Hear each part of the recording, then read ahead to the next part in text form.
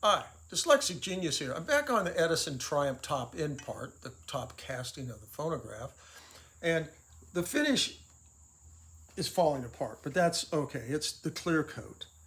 And you can see here where this hasn't, but this is all deteriorating. And it looked worse than this before I started.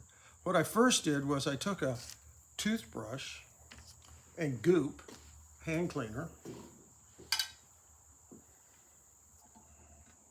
and I scrubbed everything and got all the dripping oil part. The problem is, on Edison's, you have this back rod here, and it floats, and people oil it, and then it drips. You know, if they're using car oil or something over the years, it drips. It eats the paint right off the ID tag. And this was eaten off almost completely. But I cleaned it all out. You can see here where they are holding it like this, or over on this edge while they're cranking the machine. So what you have to do after you clean and polish it, I use goop, then I use fine cut Meguiar's #2 cleaner. I taped it up with a mauve duct tape because it fell and broke once, and I'm too cheap to go buy another bottle, so I just taped it up. And then I used some cleaner, Meguiar's cleaner wax on it. And it came out really nice. The next thing you have to do is you have to put a little piece of rubber here, because originally they had that. And then we have the rubber washer on the bottom that goes to this piece here.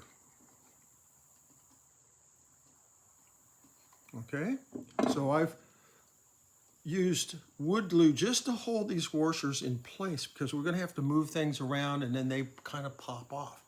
Then what you do is you line up, this is the screw hole, and we have this slot right here. So you'll line this slot up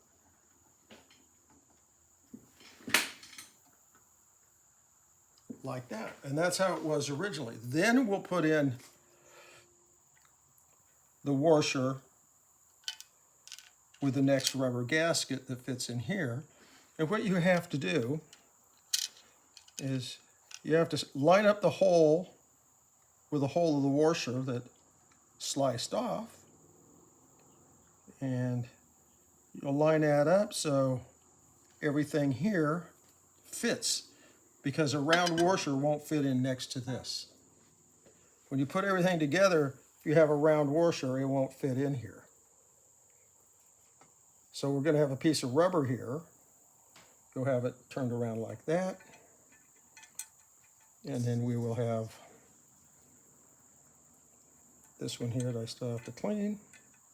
And then we'll bolt it all into place. That's how all this works.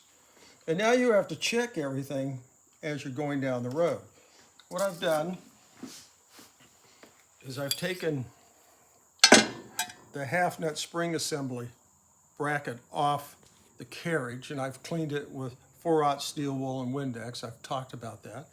And then I've polished out the back rod, and these have a little brass bushing in each end, and you put this on here like this, and you make sure there's not a lot of play.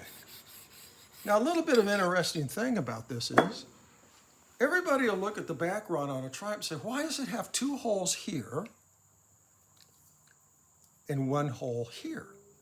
Well, they use this side with a center, and then there's a pin, and then on the lathe you have a chuck, and then they have this bracket thing that this comes in, and you have 2 things that connect here, and then you have another center here, and then they grind it on a grinding machine, so this is perfectly smooth and all the same size down. They didn't machine this on a lathe like this. They ground these down.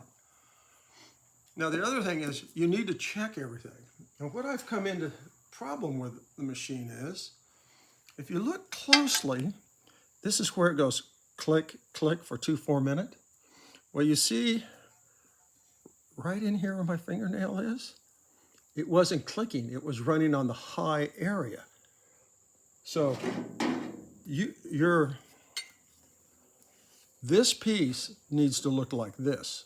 This piece here is worn out. This whole mandrel shaft now has to be replaced. And then we have the transmission that goes click, click. I've talked about that before. And we have this little nipple that pops into these little slots. Well, when this happens, the wear out, they didn't have it adjusted right. it takes that little nipple and it just, two pieces of metal ground together. So it ground a groove into here and it flattened out the little nipple on the 2 4-minute changer. And so that has to be replaced, but everything else is going fine. You know, you want to make sure that when you put the in bearing in here that goes right here, that we slip this in and it doesn't wiggle a lot, and make sure that there's the little ball bearing is inside this. You know, this is a lot of fun, and I hope you're enjoying this, and that's my tip for the day.